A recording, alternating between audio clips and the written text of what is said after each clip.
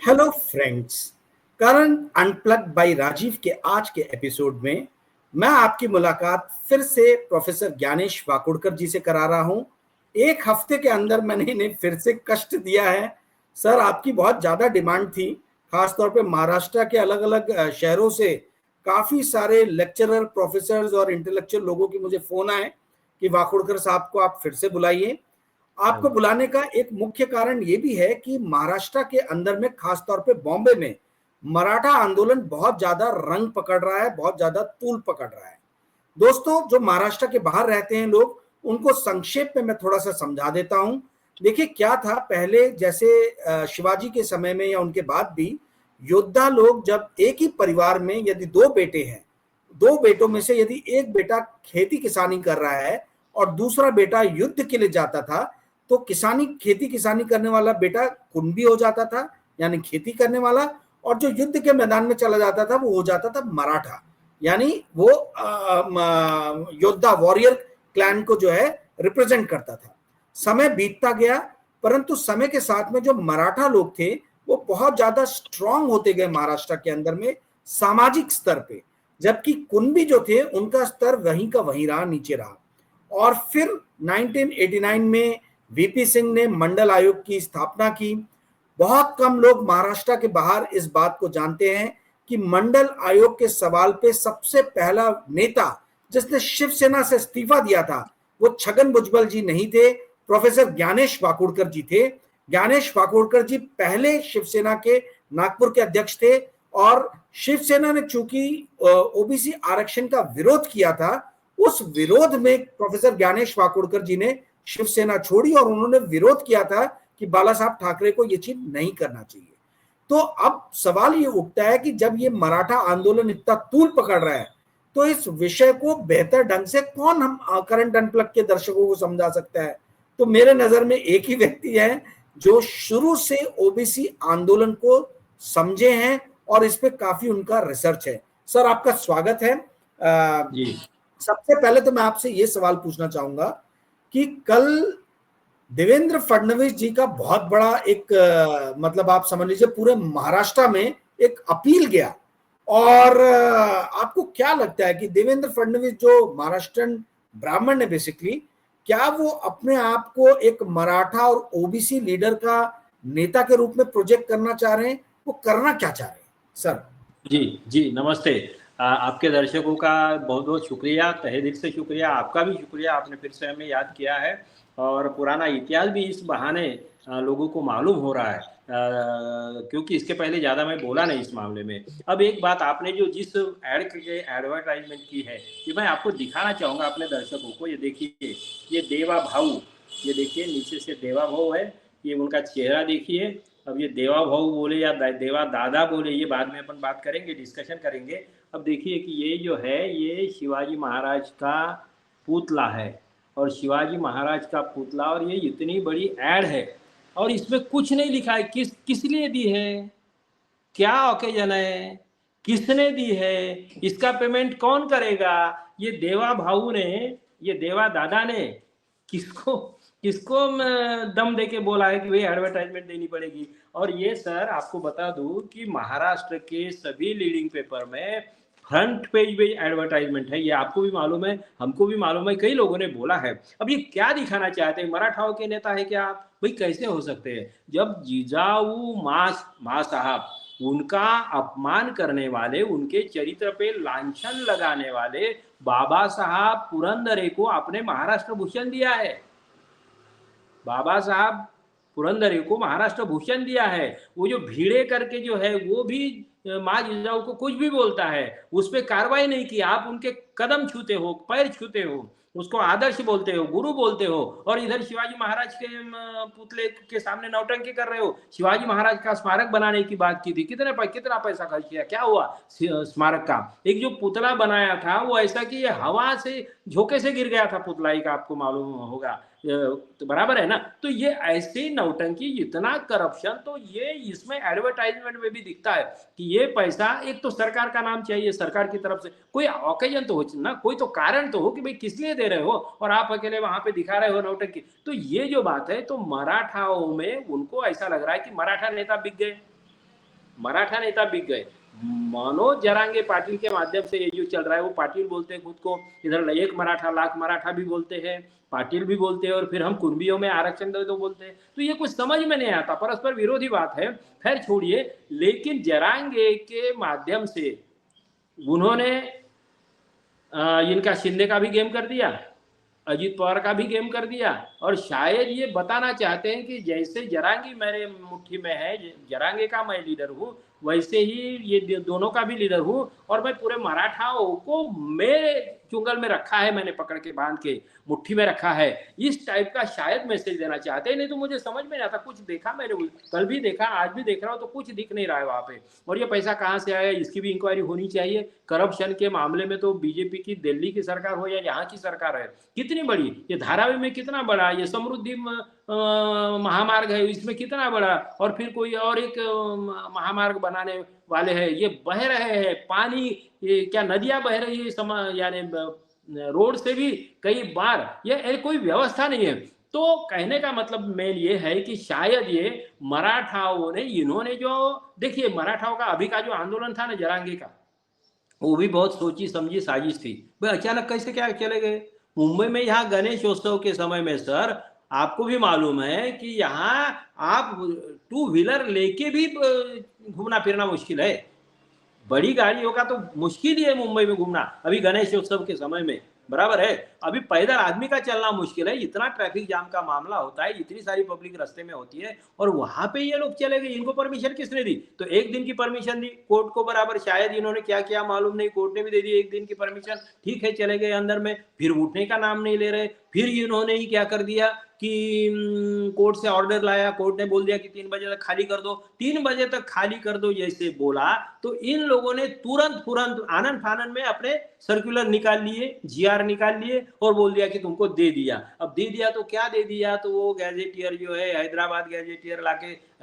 मतलब उसका आधार लेके, उसमें कोई उटपटांग शब्दांकन भी है ना, उसका उटपटांग है। लेकिन बात ऐसी हो गई ना कि सरकार इनकी है, सरकार इनकी है, तो ये कुछ भी जीआर निकाल देंगे, उसके मुताबिक कुछ भी इम्प्लीमेंटेशन करना शुरू कर देंगे। को कोर्ट में जाएंगे तो जजेस भी इनके कई लोगों ने मैनेज कर दिया है, कई लोगों को मैनेज कर दिया है। और जज लोया का मर्डर जो हमारे महाराष्ट्र में हुआ था, जो हमारे दुनिया के प्रसिद्ध और बहुत शांति प्रिय गृह मंत्री जो है हमारे अमित शाह जी, आदरणीय, परम आदरणीय, सेकंड विश्वगुरु मानिए उनको, तो ये जो है सज्जन, तो इनकी केस के मामले में जज लोया के तरफ वो फाइल थी और डिसीजन देने वाले थे, तो उनका मर्डर कर दिया क्योंकि वो मानने के लिए तैयार नहीं थे। ये सारी हमारे जो निरंजन टकले साहब है, आप जैसे ही जुझारू पत्रकार है, बहुत जबरदस्त पत्रकार है, तो उनकी किताब है इस मामले में, उन्होंने जान पर खेल कर, जान की बाजी लगा कर वो इनकी फाइल निकाली है पूरी, और वो किताब लिखी है, काला चिट्ठा है। तो मुझे लगता है कि क्या हो गया, इन्होंने जो जीआर निकाला, तो पहले तो जोश में वो मनोज जरांगे वगैरह इनको मैनेज किया हुआ आदमी, इनका ही आदमी है, कई लोगों उसमें तो जोश में, क्योंकि उसको भी निकलना था मराठा के। हाँ जी जी, आप बड़े ही गंभीर आरोप लगा रहे हैं सर। आप बोल रहे हैं कि मनोज जरांगे पाटिल जो है वो इनका आदमी है, देवेंद्र फडणवीस का आदमी है, ऐसा आप बोल रहे हैं? बिल्कुल बिल्कुल, और क्या। नहीं तो इनको परमिशन कैसे मिली है, गए कैसे? अच्छा, बारिश में और सर गणपति के मौसम में, अकेले आदमी को भी पूछिए किसी को गणपति के मौसम में कि भाई 2 दिन के लिए आना चाहते हैं मुंबई में, आए क्या? तो रिश्तेदार को भी बोलेंगे भैया ये गणपति का सीजन जाने दो, उसके बाद में आओ। ये सिचुएशन है, रिश्तेदार को हम लोग मुंबई में बर्दाश्त नहीं करते, ये बात है, क्योंकि सिचुएशन वैसी होती है। वहां पे हजारों लोग, हजारों गाड़ियां लेकर, और ये तो लाखों बोल रहे हैं, कैसे क्या जाते हैं मुंबई के ट्रैफिक में साहब? कैसे कैसे अंदर आने दिया इन लोगों को? कानून वगैरह, कानून व्यवस्था नाम की कोई चीज होती है या नहीं होती है? तो ये सारा बना बनाया खेल था। अब ये अंदर गए, ये इनका मराठा नेता जो एडवोकेट सराटे है, उनका वीडियो आप देखेंगे ना, तो उनका भी अगर मुलाकात, उनको भी अगर इंटरव्यू ले सके तो देखिए। और तो उन्होंने क्लियर कट बोल दिया कि ये पूरा मैच फिक्सिंग है, उनको अंदर आना था, अंदर आने के लिए इनको बुलाया गया, अंदर आने के बाद में उनको उठना था, कुछ नहीं देंगे तो फिर लोग चिल्लाएंगे जरांगे के नाम से, तो इसलिए आनन फानन में कोर्ट ने जब बोल दिया कि इनको उठना पड़ेगा, कोर्ट ने बोल दिया कि उठना पड़ेगा, ये बोलने के बाद में आनन फानन में कुछ तो भी 2-4 कागज बना दिए, दे दिए उनके पास में, ना मंत्रिमंडल की बैठक हुई, ना कुछ हुआ, और उसमें कोई इतना उटपटांग है, उसमें कई प्रोविजंस उसकी जो है, तो कोई किसी का मतलब भी नहीं आता है। और वो फिर पहले तो जोश में थे, जरांगे ने भी बोल दिया हम जीत गए हैं, हम जीत गए हैं, क्योंकि उनको जरांगे को खुद को तो वो समझता नहीं है। कई वकीलों को बोल दिया कि देखो पढ़ो वगैरह, उनके लोग रहते हैं। और बाद में क्या हो गया कि पहले इसमें तो बोल दिया कि जीत गए, वहां से उठना था उठ गए। अब आने के बाद में जैसे ही वो पोल खुल गई, जैसे जैसे जीआर लोगों ने पढ़ना शुरू कर दिया और उसका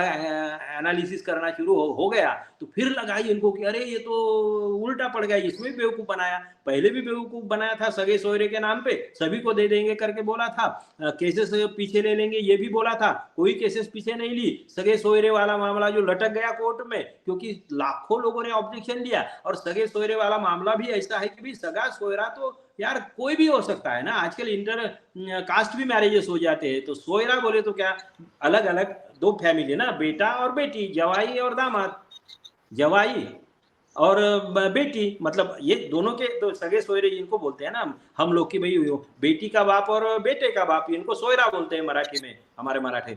तो फिर बम्मन की लड़की भी एससी के घर में है, मुस्लिम के घर में, मुस्लिम की लड़की ओबीसी के घर में है, तेली के घर में, कुछ भी। तो फिर सगे सोयरे, तो फिर बम्मन समाज में, फिर तो बम्मन समाज इतनी बेटियां किसी और के घर में नहीं है, किसी और जातियों में। वो धर्मों के का बंधन नहीं मानते हैं, ये बहुत अच्छी बात है, इसके लिए अप्रिशिएट करूंगा मैं। तो इसका मतलब बम्मन को तो एससी में भी देना चाहिए, एसटी में भी देना चाहिए, ओबीसी में भी देना चाहिए, जहां जहां मांगेंगे वो सब सर्टिफिकेट तो ला सकते हैं ना। तो ये जो निजाम वाला जो है ना, हैदराबाद गैजेटियर है, तो इस टाइप का है कि भाई किसी ने बोल दिया है तो वहां से तो जी जी। महाराष्ट्र के बाहर के लोगों के लिए मैं थोड़ा समझने के लिए आसान करके पूछना चाहता हूं कि ये महाराष्ट्र के निजाम के रजिस्टर का क्या इशू है, ये थोड़ा बताएं। और आप जो बोल रहे कि धोखा दे दिया, कुछ भी आनंद फानंद में लिख के दे दिया जारंगे को, तो वो क्या आनंद फानंद में गलत क्या लिखा है, गलत वो जो लिखा है वो समझाइए थोड़ा सा जी।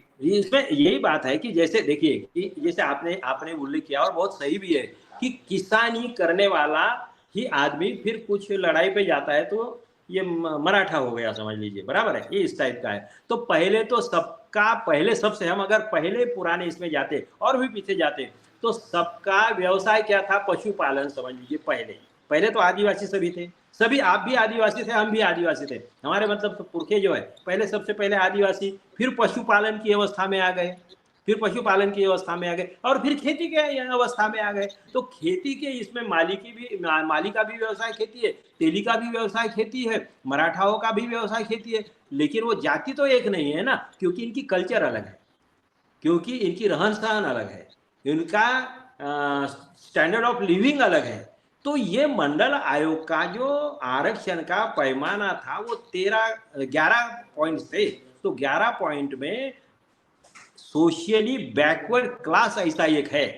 तो सोशल बैकवर्ड क्लास में जैसे कि एजुकेशन का प्रमाण बहुत कम हो जाता है, कई बातें हैं, वो लंबी बात हो जाएगी इसलिए। इकोनॉमिकली बैकवर्ड क्लास नहीं है, इकोनॉमिकली बैकवर्ड क्लास नहीं, socially backward class, socially backward class का मेन है, सोशली बैकवर्ड क्लास है, तो ये मेन है। मतलब पैमाना उसमें इकोनॉमिकल भी था, 11 पॉइंट में इकोनॉमिकल बैकवर्डनेस का भी था, मगर वो अलग तरीके से था। जैसे कि किसी घर की महिला को पीने का पानी लाने के लिए, उस समय के पैमाने थे, पीने का पानी लाने के लिए 2-3 किलोमीटर बाहर जाना पड़ता है, ठीक है, या कच्चे मकानों में रहते हैं, या एजुकेशन का प्रमाण 25% से ज्यादा बच्चों का बीच में मैट्रिक से पहले ही छूट जाता है। तो ये पैमाने सब इकोनॉमिकल है ना, ठीक है। लेकिन सामाजिक दृष्टिया इनको अपमानित किया जाता है, इस टाइप का या बहिष्कृत टाइप के जो लोग हैं, तो ये सोशली बैकवर्ड क्राइटेरिया में मराठा समाज नहीं आता। क्योंकि अगर हम ये भी बोलते हैं इनको क्षत्रिय, तो ब्राह्मण, वैश्य, क्षत्रिय, इस टाइप के। हाँ, ये बात सही है कि शिवाजी महाराज का शूद्र करके इन्होंने राज्याभिषेक नहीं किया था, नकारा था, ये बात अलग है। लेकिन दूसरी बात ये भी है ना, तो सीकेपी समाज है जो खुद को ब्राह्मणों के बाद में देखता है, लेकिन ब्राह्मण उनको अपने में नहीं मानते हैं, उनको पिछड़ा ही समझते हैं, अपने से कम समझते हैं। या मराठाओं में भी है ना, 96 कुली महाराष्ट्र, और फिर क्या 7 कुली 9 कुली क्या जो है वो मुझे मालूम है बाकी, मगर वो 96 96 वाले जो है वो 96 कैरेट बोलिए समझ लीजिए। तो वो बाकी लोगों को कम समझते हैं ना, मराठाओं को भी, ये भी बात है। तो कुणबी और मराठा ये स्तर अलग अलग है, इसमें कोई शक नहीं। और एक ही उदाहरण दे दूंगा कि पश्चिम महाराष्ट्र में जहाँ मराठा है ना ज्यादा, तो उसी के बाजू में कोकण लगा हुआ है और मराठवाड़ा भी है। तो कोकण में कुणबी समाज के हालात आज भी इतने बुरे हैं, इतने बुरे हैं कि इनको पानी पीने को भी कई जगह पे मनाही की जाती है। अगर जरूरत पड़े ना, इनके गांव में घर में जाने के लिए रास्ते तक नहीं है। ये हालात है कुणबी समाज के, मराठा समाज के नहीं है। मराठा समाज समृद्ध है पैसे से। और गांव में भी, वर्धा जिले से मैं हूं, तो गांव में भी वहां पे कोई मराठा अगर होता एक आध दूसरा घर इधर, तो वो मराठा समृद्ध ही रहा है। हाँ ठीक है कि कुछ मराठा लोग इकोनॉमिकली बैकवर्ड है, तो उन लोगों को आरक्षण देना चाहिए, तो उनको दिया है ना। ईडब्ल्यूएस में 10% दे दिया है ना भाई, ये तो बहुत ज्यादा मिल गया है। 10% आपको मिल गया तो सभी को है, इकोनॉमिकली बैकवर्ड लोगों को। लेकिन मराठाओं की संख्या है कितनी? तो ये जो बोलते हैं 40%, तो ये बिल्कुल गलत है। 40% है ही नहीं। अगर 40% वही आप है, तो फिर ओबीसी 52% है, जो कि जनगणना के आधार पे है। 52% जनगणना 31 के आधार पे है जो की है, तो उसके फिगर में बोल रहा हूं। अभी अगर करे तो उसमें तो और जातियां ऐड कर दी, तो इसमें तो 65% तक जाएगा, ऐसा लोग बोलते हैं। मगर मैं ये समझता हूं कि जो अवेलेबल है रिकॉर्ड अपने पास में, तो उसके हिसाब से 52% है। तो 52% ओबीसी हो गया, उसमें मराठा नहीं था, तो 40% मराठा हो गया। फिर ये तेली कहाँ, मतलब ये फिर बाकी लोग SC ST कहाँ चले गए? वो बाकी कहाँ कहाँ है? गए? 200%। तो ये जो मिसगाइड करते हैं, तो मेन बात क्या है? मेन बात ऐसी है कि जरांगे के माध्यम से, जरांगे को जो मैंने बोला शायद कि ये सेकंड अन्ना हजारे है। अन्ना हजारे की महाराष्ट्रीयन आवृत्ति है, ये महाराष्ट्रीयन एडिशन है, मिनी अन्ना हजारे है। ठीक है, तो इनको बाकी तो कुछ मालूम नहीं है, बाकी तो कुछ मालूम नहीं। जैसे फडणवीस बोलेंगे वैसे नाचेंगे, उठो तो उठो, बैठो तो बैठो, कुछ भी गाली देंगे, भुजबल को गाली देंगे, इसको गाली देंगे, उसको गाली। भाई लॉजिकली तो विरोध करो ना। हम भी भुजबल की कोई भूमिका अगर गलत है तो हम विरोध करते हैं। लॉजिकली विरोध करो, आप आइडियोलॉजिकली विरोध करो, इसमें क्या प्रॉब्लम है? अधिकार है हर एक को, आपको एक दूसरे को ये करने का, क्रिटिसाइज करने का। लेकिन आप गाली देंगे, किसी को भी वैयक्तिक लेवल पे बोल देंगे। और ये तो जरांगे को, अब ये जो आंदोलन पहले बोल दिया है मैंने कि भाई इनको फडणवीस ने ही बिठाया, और ये मराठा लोग भी बोलते हैं, मराठा लोग भी बोलते हैं। जी, मुझे एक बात समझाइए कि आपने बोला कि ये, जो मुझे आपकी बात से समझ में आया कि रिजर्वेशन जो है, आरक्षण जो है, ये सामाजिक स्तर पे लोगों को उठाने के लिए दिया गया है। ठीक है। अब जहां तक मेरी जानकारी है, मराठा लोग तो सामाजिक स्तर पे महाराष्ट्र में बहुत स्ट्रांग है। तो फिर थोड़ा सा मराठाओं की सामाजिक स्थिति क्या है महाराष्ट्र में, जरा बताइए। महाराष्ट्र में देखिए, महाराष्ट्र में आज तक 32 मुख्यमंत्री हुए, 32 बार शपथ विधि लिया गया। शपथ विधि हुआ मुख्यमंत्रियों का, ठीक है। एक आदमी 4 बार है तो 4 बार अपन समझ लेते। तो 32 में से 21 मुख्यमंत्री मराठा है साहब। 32 में 21 मराठा समाज के मुख्यमंत्री है। और अभी जो बोलते हैं कुणबी कुणबी, हम कुणबी है, तो मैं ये सवाल पूछता हूँ 20 साल से, 25 साल से यही पूछ रहा हूँ कि भैया तुम और कुणबी, मराठा और कुणबी अगर एक ही है, तो इन 21 मराठा मुख्यमंत्री में एक भी कुणबी क्यों नहीं आया? उसमें सब मराठा के मराठा कैसे है तुम्हारे? कुणबी क्यों नहीं आया? एक बात, ये सबसे बड़ी बात है। दूसरी बात, कोकण में कुणबियों के हालात है। ये अभी भी देखिए ना, अभी मुख्यमंत्री कौन है? फडणवीस है। 2 मुख्यमंत्री कौन है? तो एक अजित पवार है और दूसरे शिंदे है। 2 मराठा है, एक मुख्यमंत्री है, एक मुख्यमंत्री ब्राह्मण है, 2 मुख्यमंत्री मराठा है। ओबीसी का मुख्यमंत्री कहाँ है? जो महाराष्ट्र की लिस्ट में मेन ओबीसी अगर है, तेली, कुणबी, माली, ये जो समाज है, इनमें से कोई मुख्यमंत्री नहीं बना है। कन्नमवार साहब को थोड़े दिन के लिए दिया था, तो वो भी एनटी में आते हैं। और नाइक साहब महाराष्ट्र की लिस्ट में ओबीसी नहीं आते हैं। सुधाकर राव नाइक और वसंत राव नाइक ये महाराष्ट्र की लिस्ट में ओबीसी नहीं है। जैसे कि खाने पे आपने बुलाया, मुझे समझ लीजिए, मैंने आपको बुलाया, और खाने पे आपने क्या कर दिया? तो अचार की इतनी बड़ी एक रख दिया, बराबर है, इतना बड़ा, और समझ लीजिए चिवड़ा रख दिया, तो उसको खाना बोलेंगे क्या आप? चिवड़ा इतना है, थैली भर चिवड़ा खिलाई है मुझे, बराबर है ना, मिक्स खिलाए, उसको खाना नहीं बोलते आप। रोटी सब्जी जो भी होगी, जो भी रोटी सब्जी दाल चावल जो भी है इसको खाना बोलेंगे, बराबर है ना। तो इन लोगों ने क्या किया, तो ओबीसी के नाम पे, जैसे कि वो कन्नमवार साहब को एनटी के थे और ये अपने बंजारा समाज के नाइक साहब थे, इनको बना दिया जो महाराष्ट्र के लिस्ट में है ही नहीं अभी ओबीसी में। मेरा कहना यह है कि ओबीसी, मेन ओबीसी, कुंबियों की बात तो छोड़ दीजिए, 22 मराठाओं में एक भी कुंबी नहीं, ये तो है ही, लेकिन ओबीसी में भी मेन ओबीसी के लाइन में तेली कुंभी माली इन लोगों में एक भी नहीं। और फिर भी इनको आरक्षण कहां से चाहिए, ओबीसी से चाहिए, लेकिन ओबीसी का मुख्यमंत्री नहीं चाहिए। तो हमने ये बोला था लोक जागर के माध्यम से कि ओबीसी मुख्यमंत्री होना चाहिए और बहुजनों की सरकार होनी चाहिए। कितने लोग मंत्री देखिए ना इनके, मराठा ही है, आमदार कितने हैं, मराठा ही है, मैक्सिमम मंत्री मराठा में, और फिर भी मराठा समाज की कोई प्रगति नहीं हुई, फिर भी हमारी करना पड़ रहा है मराठा समाज को। तो क्यों, इसका मतलब आप लायक नहीं हो सत्ता चलाने के लिए, नहीं, सब महाराष्ट्र का तो भला करेंगे ही नहीं, अपने समाज का भी आप लोगों ने भला नहीं किया। 1960 से महाराष्ट्र बना है, 21 बार मुख्यमंत्री बने हो और हर बार तो उप मुख्यमंत्री या कोई मिनिस्टर तो कई रहते, डजनों से होते, फिर भी मराठा समाज को आज भी अगर आरक्षण के लाइन में खड़ा रहना पड़ता है तो ये लानत है ऐसे मराठा नेतृत्व पे। तो जरांगे ने उनको सवाल पूछना चाहिए, या सर ये तो मराठाओं ने उनको सवाल पूछना चाहिए, ये तो बहुत बड़ा आपने कोशिश करनी चाहिए। आपने बहुत बड़ा एक एक्यूजेशन तो नहीं कहे, पर आपने बहुत बड़ा एक ऑब्जर्वेशन दिया है कि 32 में से 21 जो है मराठा चीफ मिनिस्टर रहे 1960 के बाद से लेके अभी तक, यानी 65 साल में 21 बार मराठा चीफ मिनिस्टर बने हैं महाराष्ट्र में।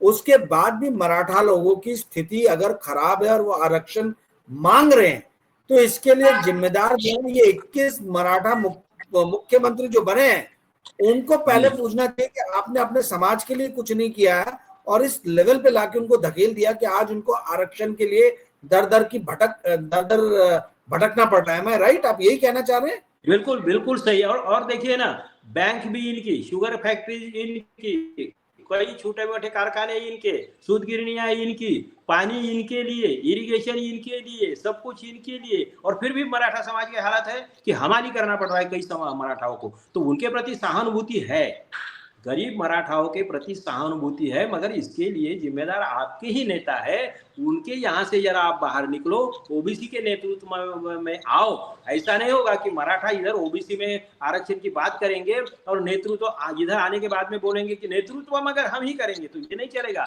नेतृत्व ओबीसी का होना चाहिए, होगा, लेकिन आरक्षण की जो बात है, इसका मतलब ये नहीं बोल रहा हूँ कि मराठाओं को ओबीसी में आरक्षण देना चाहिए, बिल्कुल नहीं होना चाहिए, और होगा भी नहीं, देंगे नहीं, क्योंकि वो टिकेगा नहीं। मैं बोल रहा हूँ कानून है, इसको कोई इनकी कोई व्यवस्था ही नहीं है।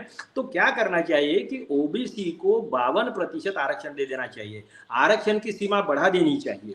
और ये राहुल गांधी ने बहुत सही तरीके से ये भूमिका रखी है। उन्होंने ये भी बोला है कि हमारी कुछ गलतियां हो गई है। राहुल गांधी जैसा नेतृत्व देखिए देश को अभी मिला है, बहुत बड़ी बात है। राहुल गांधी ने खुल कर बोला कि हमारी पार्टी की इस मामले में कुछ गलतियां हो गई है, उसके लिए मैं माफी चाहता हूँ, खेद जताया उन्होंने, और बोला कि हम ऐसा करते हैं कि जनगणना करते हैं फिर से। 31 से जनगणना रुक गई है, तो ठीक है, गलतियां हो गई, अब पूरी जनगणना करते हैं, जाति निहाय, जितना ओबीसी होगा, जितना मराठा होगा, जितना तेली होगा, जो भी होगा, एससी एसटी जो भी होगा, तो जाति निहाय जनगणना करने के बाद में संख्या के अनुपात में उनको आरक्षण दे देते हैं।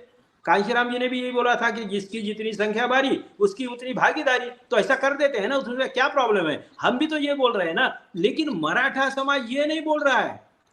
मराठा समाज को हम जब बोलते हैं ना, तो वो बोलते हैं ओबीसी में पहले हमको आने दो, आपके हिस्से में हमको हिस्सा लेने दो, सत्ता में आप उधर रहेंगे, इधर में भी हमारी जो भी क्या बोले सूखी मिली भी नहीं पूरी तरीके से, तो वहां पे भी हिस्सा मांगेंगे, और फिर एक मराठा लाख मराठा वो भी बात करेंगे, इंसल्ट करेंगे ओबीसी का, इंसल्ट करेंगे आरक्षण का। तो ये जो सामंतशाही उनकी प्रवृत्ति है ना, तो इस प्रवृत्ति के खिलाफ ओबीसी में एक आक्रोश है।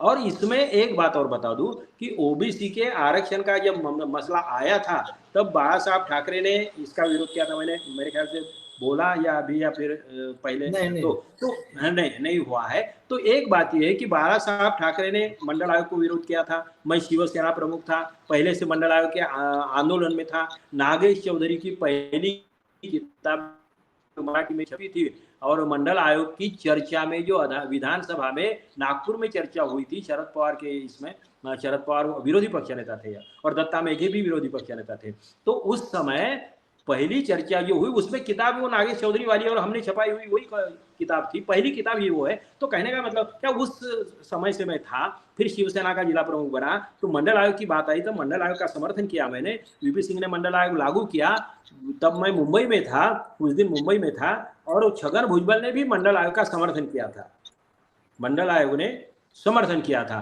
सॉरी छगन भुजबल ने समर्थन किया था। दूसरे दिन बाला साहब ठाकरे ने मंडल आयोग का विरोध किया था और जैसे ही बाला साहब ठाकरे ने विरोध किया छगन भुजबल ने अपना स्टेटमेंट तीसरे दिन वापस ले लिया, क्योंकि शिवसेना ये नहीं चलता, जनतंत्र वगैरह उसमें नहीं चलता है, वो जो बोल दिया हुकुमशाही है। वो तो बाला साहब ठाकरे बोलते भी थे ना कि हम जनतंत्र में विश्वास नहीं करते, ये तो खुले बोलते थे। अब उन्होंने, और एक बात बता दो आपको, भटक जाऊंगा तो बोल देना, पॉइंट पे लाना। एक बात और बता दूं कि शिवसेना का रजिस्ट्रेशन भी नहीं था, पार्टी करके रजिस्ट्रेशन नहीं था उनको वो चुनाव आयोग का ये आ गया कि भाई आपको चुनाव लड़ना है तो जनतंत्र नहीं, एक मिनट, आपका स्क्रीन नहीं, आपका स्क्रीन फ्रीज हो गया था सर। आपने क्या कहा कि शिवसेना का बराबर आ रहा है, शिवसेना का रजिस्ट्रेशन नहीं था, आपने क्या बोला? शिवसेना का रजिस्ट्रेशन नहीं था, पॉलिटिकल पार्टी करके शिवसेना का रजिस्ट्रेशन नहीं था, ठीक है, इसीलिए लोकसभा का चुनाव हमने इसमें नहीं लड़ा अपने सिंबल पे, विधानसभा के समय पार्टी का रजिस्ट्रेशन करना पड़ा, फिर तब जाके सेक्रेटरी वगैरह वगैरह जो पद आए ना शिवसेना में दिखाने के लिए ऑन रिकॉर्ड, तो वो चुनाव आयोग के रिक्वायरमेंट के मुताबिक सचिव वगैरह पद आ गया, नहीं तो पहले था ही नहीं। पहले उसमें शिवसेना प्रमुख और 12 नेता बस, यही कमी थी। कब की बात है? ये पॉलिटिकल रजिस्ट्रेशन कब किया था? 90 के पहले की बात है, 90 के पहले की बात है ये।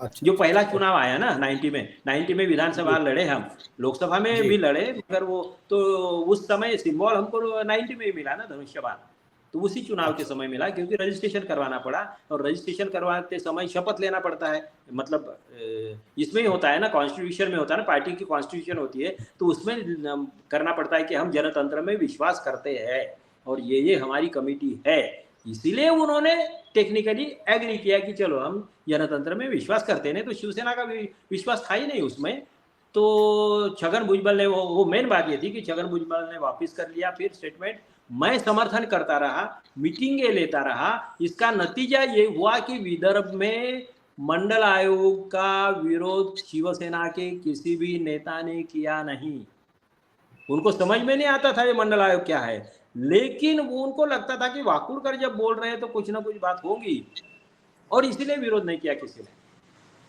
विरोध किया नहीं विदर्भ में। और एक बात बता दूं, थोड़ा सा समय देता हूँ, कि मैं मनोहर जोशी से मिला था, फिर मैं जो इधर समर्थन कर रहा था, बड़ा सा विरोध कर रहे थे, छगन भुजबल ने वापस ले लिया, फिर मुझे ऊपर से आया कि भाई आप ये कर रहे, शिवसेना के इतिहास में पहली बार हो रहा है कि शिवसेना प्रमुख की भूमिका एक अलग रख रहे और एक कोई जिला प्रमुख, और वो भी नागपुर जैसे जिले का जिला प्रमुख भाई अलग भूमिका रख रहा है, तो ये बड़े खतरनाक बात है। तो मुझे बुलाया गया, फिर मुझे समझाया गया, तो मनोहर जोशी के घर में जाके मैंने समझाया कि सर ये बहुत गलत होगा, ये समर्थन करना चाहिए, तो फिर वो कन्विंस हो गए, बोले कि वाकुड़कर ऐसा करो, तुम बाला साहब के पास जाओ, मैं तो नहीं बता सकता, तुम्हारी बात से मैं सहमत हूँ। फिर सुधीर जोशी को फोन किया, सुधीर भाव को भी फोन करो, बोले सुधीर जोशी को किया, तो सुधीर भाव बोले कि वाकुड़कर तू बोल रहा है सही है, मगर बाला साहब को बोल, भुजबल साहब तो समर्थन में थे ही, कोई सवाल नहीं आता, तो बाला साहब को बोल। फिर मैं इस पे गया, मातोश्री पे गया, बाला साहब को समझाया, बाला साहब ने सुन लिया, मगर बाला साहब को इस मामले में मैं मानूंगा, उन्होंने सुन लिया, उन्होंने ये बोला कि वाकुड़कर तुम्ही म्हणता ते खरा है, मतलब वाकुड़कर आप जो बोल रहे हैं वो सही है, आप जो बोल रहे हैं वो सही है, लेकिन मैं फिर भी नहीं मानूंगा, मैं मंडल आयोग का समर्थन नहीं करूंगा। तो मैंने उनको रिक्वेस्ट की कि मैंने बोला सर आप एक काम करिए कि आप मत करिए, पार्टी की लाइन रहने दीजिए, मगर मैं मंडल आयोग के मूवमेंट का आदमी हूं और ओबीसी समाज मंडल आयोग से जुड़ा हुआ है और पूरा ही शिवसेना ही मंडल आयोग ओबीसी वाली है, क्योंकि शिवसेना में कौन लोग थे, देखिए ना, मैक्सिमम लोग जो बहुजन समाज वाले थे। तो मैंने बोला कि ये जो अपने लोग हैं यही ओबीसी वाले हैं, आज इनको मालूम नहीं है लेकिन कल मालूम हो जाएगा, और जब मालूम हो जाएगा तब बहुत बुरा असर होगा। और इसीलिए आप ये कर सकते हैं कि मेरे जैसे आदमी को बोल दीजिए कि अरे वो पुराना मूवमेंट वाला है तो वो कर रहा है, सामाजिक मूवमेंट है, चल रहा है, लेकिन तो ऐसा बोल के मुझे इजाजत दे दीजिए। तो उन्होंने बोला नहीं, ये बिल्कुल नहीं होगा, ये बिल्कुल नहीं होगा। ये बात हुई मंडल आयोग के मामले में, और उसी का नतीजा बाद में जो फिर जो टूट वगैरह हुई तो वो बाद में है। छगन भुजबल साहब मंडल के लिए नहीं गए, वो मनोहर जोशी को उन्होंने विरोधी पक्ष नेता बनाया और इनको महापौर बनाया, भुजबल साहब को। अच्छा, ओके। उस समय की तो बात ये आज आपने बहुत बड़ी बात स्पष्ट की कि छगन भुजबल जो है वो सत्ता के संघर्ष में उन्होंने शिवसेना छोड़ी थी, कोई मंडल आयोग के समर्थन में उन्होंने नई पार्टी छोड़ी थी। बिल्कुल नहीं। एक बात एक क्लियर कर दूं कि वो मंडल आयोग के समर्थक थे, ये बात सही है, लेकिन उस पॉइंट पे उन्होंने पार्टी नहीं छोड़ी, ये भी बात सही है। मनोहर जोशी और छगन भुजबल इनके सत्ता संघर्ष में ही छोड़ना पड़ा, ये बात सही है जी। चलिए आज यही समाप्त करते हैं सर, बहुत बढ़िया, बहुत मजेदार ये रहा, और आपको फिर बुलाएंगे। आपके हिसाब से मनोज जरांगे पाटिल दूसरे अन्ना हजारे हैं, और ये पूरा का पूरा जो आंदोलन जो चल रहा था, मराठा आंदोलन, ये पूरा आंदोलन एक कॉस्मेटिक आंदोलन था, आर्टिफिशियल आंदोलन था, और शायद ये देवेंद्र फडणवीस द्वारा ही स्पॉन्सर्ड आंदोलन था। मैं आपसे समझना चाहता हूं कि लास्ट एक जाते आते संक्षेप में बताइएगा, आपको ऐसा क्यों लगता है कि देवेंद्र फडणवीस ने इस आंदोलन को जो है वो सपोर्ट किया है? वो इसीलिए ना, क्योंकि वो सारी व्यवस्था किसने की, इतने सारे लोग कैसे गए, इतने सारी नहीं, पर वो क्या अजीत दादा पवार को ठिकाने लगाना चाहते हैं? मतलब उनका मकसद क्या है? नहीं, वो महाराष्ट्र के सबसे बड़े नेता बनना चाहते हैं, एक बात है, बनना भी चाहिए, उसमें कोई गलत नहीं है, लेकिन अमित शाह के इशारे पे भी हो सकता है या ऊपर के इशारे पे भी हो सकता है। क्योंकि कल ही मैंने संघ के एक खास आदमी से मेरी बात हो गई, मैंने बोला यार ये आदमी इतना खराब नहीं था, तो वो बोले देवेंद्र फडणवीस के मामले में, तो बोले सही है, हम भी यही समझते हैं कि ये ऐसा कैसा बिगड़ गया है। हाँ, तो कहने का मतलब क्या है कि दिल्ली के इशारे पे भी हो सकता है, क्योंकि मोदी और शाह किसी भी बड़े नेता को या किसी के जाति के नेता को या समुदाय के नेता को हीरो बनने नहीं देना चाहते हैं। वो सारी इनकी चाबी अपने इसमें रखना चाहते हैं और डमी बनाना चाहते हैं। ये डमी चाहिए इनको। मंत्रिमंडल में नाम बताइए किसका? गडकरी को अगर छोड़ दिया तो वो भी उनको पूरा पंगु बना दिया है, पूरा पंगु बना दिया है ना गडकरी को। तो ऐसे ही चाहते हैं वो। तो फडणवीस को भी उनको, जैसे कि अब बहुत सारे और विषय बदल जाएगा, तो नहीं तो ये क्या है, ऊपर से स्क्रिप्ट आती है और ये चिल्लाते हैं। तो वैसे ही फडणवीस ने जरांगे को और ये मराठा शिंदे उछल कूद कर रहे थे ना, तो शिंदे को भी पंक्चर करने के लिए मुंबई के पास पहुंचने तक के शिंदे का अच्छा ये था, ठीक है, आंदोलन में। और जैसे ही मुंबई के पास पहुंच गया तो पूरा कंट्रोल फिर फडणवीस ने अपने हाथ में ले लिया, जरांगे का। और फिर उनके इशारे पे अंदर आने का भी काम, बाहर जाने का भी काम, कोर्ट का भी ऑर्डर जो आ गए हैं, और फिर उसके बाद में बहुत ये करके और जीआर वीआर वगैरह जो भी है जैसे भी ये किए हैं, तो वो सब उन्होंने बनाया खेल है। और वो मैच फिक्सिंग है, समझ लीजिए ना, मैच फिक्सिंग है, ये पूरा टोटल मैच फिक्सिंग है कि मराठा समाज को बेवकूफ़ बनाओ, ओबीसी को भड़काओ, झगड़े लगाओ, और फिर वोटर मराठा समर्थक भी अपने साथ में आएंगे, फिर ओबीसी के लिए दाना डालने के लिए छगन भुजबल है उनके साथ में, तो छगन भुजबल के बहाने ओबीसी को वो ये करेंगे। तो इसीलिए हम लोग ये बोल रहे हैं, ऐसा बड़ा आंदोलन ओबीसी का खड़ा हो रहा है और जल्द मीटिंग होगी। कल एक मीटिंग हो गई है, विजय वडेट्टीवार ने उसका नेतृत्व किया है, बाकी और भी लोग पार्टियों के और संगठनों के लोग थे। महाराष्ट्र में बड़ा आंदोलन खड़ा हो रहा है ओबीसी का, और 52% ओबीसी, 52% आरक्षण, बाकी हमको कुछ लेना देना है नहीं। ये सिंपल सी लाइन होने वाली है, ओबीसी मुख्यमंत्री बहुजन सरकार, ये बात की लड़ाई है, लेकिन 52% ओबीसी, 52% आरक्षण, यही एक सीधी लाइन होनी चाहिए और यही होगी, और ये बड़ा आंदोलन हो रहा है। तो फिर देवेंद्र फडणवीस इसीलिए शायद वो शिवाजी महाराज को बीच में लाके वो कुछ नौटंकी करना चाहते थे। जरूरत पड़े तो शिवाजी महाराज के घोड़े को भी बीच में लाएंगे ये लोग। क्या है, तिनके का सहारा लेते हैं, ये क्या करें, क्योंकि है नहीं इनके पास में कुछ। चलिए, धन्यवाद सर, बहुत बहुत धन्यवाद, आपने समय निकाला।